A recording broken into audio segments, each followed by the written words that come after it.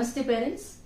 आज मैं आपके साथ कुछ जनरल टिप्स शेयर करने वाली हूँ, खासकर उन पेरेंट्स के लिए जो अपने बच्चे के स्पीच डेवलपमेंट यानी कि बात करने के प्रगति से चिंतित है। जनरली बच्चा 1 और 2 साल के बीच में बहुत सारे रोजमर्रा की चीजों के नाम पहचानने लगता है, लोगों के नाम पहचानने लगता है और हमने दिए हुए सिंपल कमांड्स, बॉल दे दो, शूज लेके आओ, ये सब कमांड्स फॉलो करने की कोशिश करता है। इस बीच बच्चे के पास बहुत सारे अर्थात्मक शब्द आने शुरू होते हैं और 2 साल तक तो बच्चा 2 शब्द जोड़ के माने 2 शब्द ज्वाइन करके शॉर्ट सेंटेंस बोलने की कोशिश करता है। तो अगर आपका बच्चा ये सब नहीं कर रहा है तो आपके बच्चे को स्पीच डिले की प्रॉब्लम हो सकती है। तो इसलिए हम घर पे क्या कर सकते हैं, इसकी थोड़ी बातचीत हम करेंगे।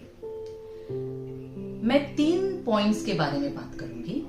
पहला है हमें क्या करना चाहिए, दूसरा हमें क्या नहीं करना चाहिए और तीसरा सबसे इंपॉर्टेंट, हमें कब अपने डॉक्टर की सलाह लेनी चाहिए। तो ऐसा हम घर पे क्या कर सकते हैं जिससे हम अपने बच्चे के स्पीच में बढ़ावा ला सकें। 1.5-2 साल में बच्चे इमिटेट यानी कॉपी करना शुरू करते हैं, तो बच्चों के कानों पे जो शब्द पड़ते हैं वो बच्चा बोलने की कोशिश करता है। अगर अपने बच्चे के कानों पे शब्द कम पड़ रहे हैं, माने उसके आजू बाजू के जो लोग हैं वो उससे कम बातें करते हैं, तो बच्चा कहाँ से सीखेगा। तो बहुत बार क्या होता है, बच्चे के देखभाल में, उसको खाना खिलाने में, दूध पिलाने में, सुलाने में, नहलाने में हमारा इतना वक्त जाता है कि बच्चे से इंटरेक्ट करना और बच्चे से बोलना कम हो जाता है। तो अगर ये हो रहा है तो पहले यहाँ से शुरू कर देते हैं, अभी से शुरू कर देते हैं। और ये कैसे करना है, इसके कोई स्ट्रैटेजीज है जो आपके साथ में शेयर करूंगी। तो पहला स्ट्रैटेजी है सेल्फ टॉक। सेल्फ टॉक माने एक रनिंग कमेंट्री जो आप कर रहे हैं उसके बारे में।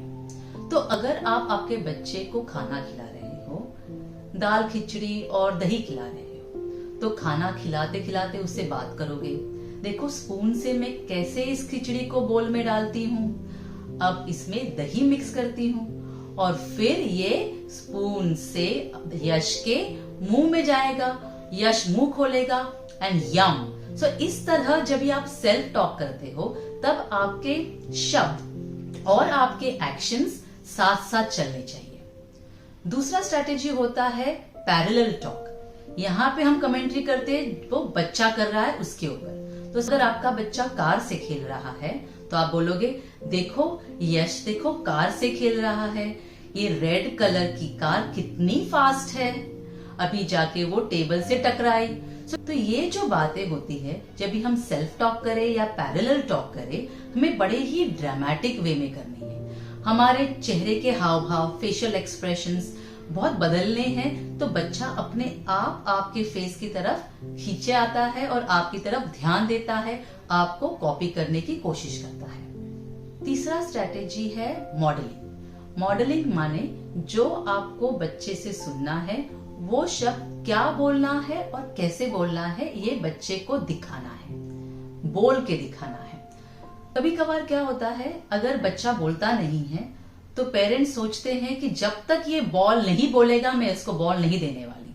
तो बच्चे कभी कभार फ्रस्ट्रेट होने के चांसेस होते हैं। अगर आपका बच्चा बॉल मांग रहा है, चाहे इशारे से, पॉइंटिंग करके, तो आप कह सकते हो बॉल दे दो, बॉल चाहिए। तो ये जो आपके शब्द है बच्चा कॉपी करने की कोशिश करेगा। तो इस तरह हम अपने स्पीच को मॉडल कर सकते हैं जो बच्चा आपका स्पीच देख के इमिटेट करे। चौथी स्ट्रैटेजी है सर्व एंड रिटर्न। अब रिसर्च में ये बहुत माना गया है कि ये जो सर्व एंड रिटर्न की स्ट्रैटेजी है, इसमें लैंग्वेज में, इंटरेक्शन में बहुत फर्क पड़ता है।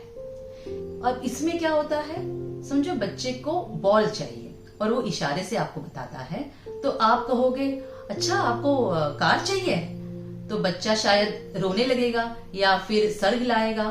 तो फिर आप बोलोगे अच्छा कार नहीं, आपको बॉल चाहिए। तो इसमें क्या हुआ, आपके इंटरेक्शन के बच्चे के साथ इंटरेक्शन के टर्न्स बढ़ गए।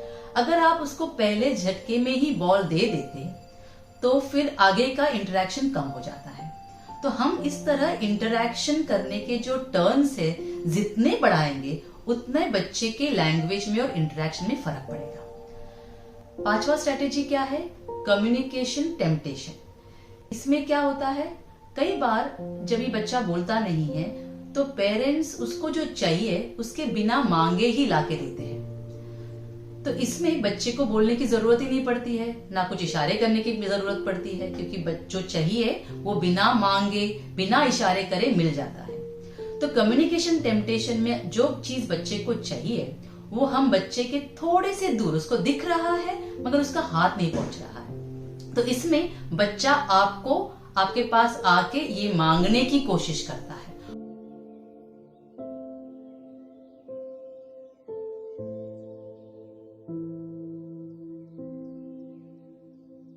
और फिर बाकी के सब स्ट्रैटेजीज आप इसके साथ में यूज कर सकते हो, जैसे कि मॉडलिंग हुआ या फिर सर्व एंड रिटर्न हुआ।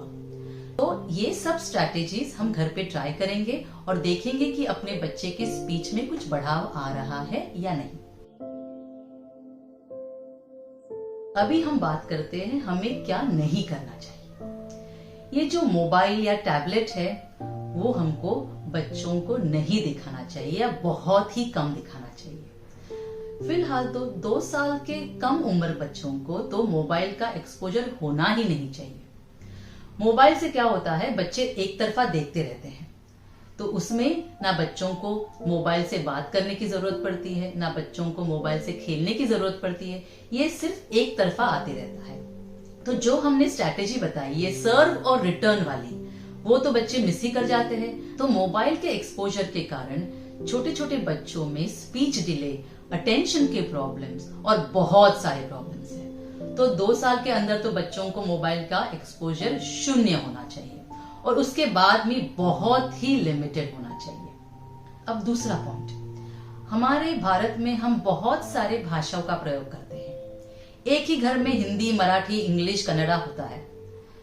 तो बहुत सारे भाषा बोलने के कारण या बच्चे को बहुत सारे भाषाओं को एक्सपोज करने के कारण स्पीच डिले नहीं होता है, ये बात समझ लीजिए।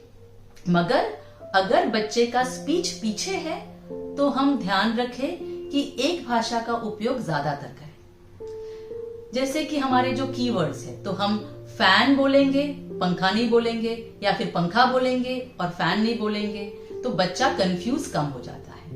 आईज तो आईज, नोज तो नोज, फिर उसको आंख और नाक नहीं बोलेंगे। एक लैंग्वेज पिकअप करने के बाद हम दूसरे लैंग्वेज को एक्सपोज कर सकते हैं। और तीसरा पॉइंट क्या है, ये जो हम अपने बच्चों को नर्सरी राइम सिर्फ रटा रहे हैं या फिर ABCD सिर्फ रटा रहे हैं, इसमें बच्चे सुनते हैं और बोलते हैं, मगर सुन के जो अर्थात्मक समझ के जो बोलना है वो कम हो जाता है। तो सिर्फ रटा हुआ स्पीच हमको नहीं चाहिए।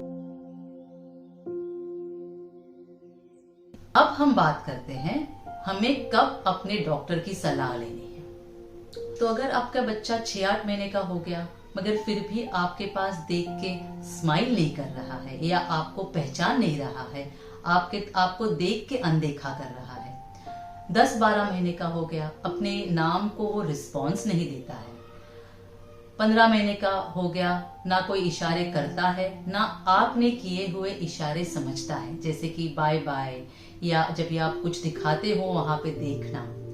18 महीने का हो गया, एक भी अर्थात्मक शब्द नहीं है, तो थोड़ा चिंतित होने की जरूरत है।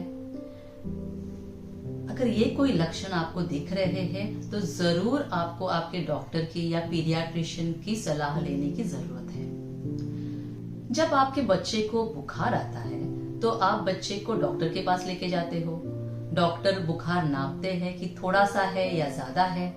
डॉक्टर ये भी देखते हैं कि और कोई सिम्टम्स है या नहीं, जैसे अगर बुखार के साथ सर्दी खांसी है या बुखार के साथ लूज मोशंस है या पेट में दर्द है, क्योंकि ये बाकी के सिम्टम्स देख के, बाकी के चिन्ह देख के डॉक्टर को डायग्नोसिस में या निदान करने में आसानी होती है। तो जब आपका बच्चा लेट बोलता है या बोल नहीं रहा है तो वो भी एक सिम्टम हो सकता है। तो स्पीच डिले ये डायग्नोसिस नहीं है, ये सिम्टम हो सकता है कई अलग डेवलपमेंटल प्रॉब्लम्स का। और आपके बच्चे को सिर्फ स्पीच का प्रॉब्लम है या कोई और डेवलपमेंटल डिसऑर्डर है, जब तक आप डॉक्टर से नहीं मिलोगे इसका निदान कैसे होगा।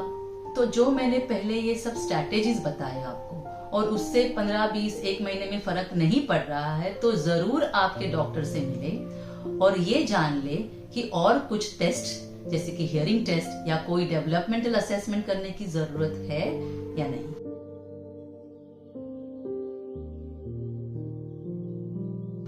तो चलिए, आपको बात करना शुरू करना है अपने बच्चों से, और अगर फर्क नहीं पड़ रहा है तो आपके डॉक्टर से, क्योंकि बात करने से ही बात बनती है।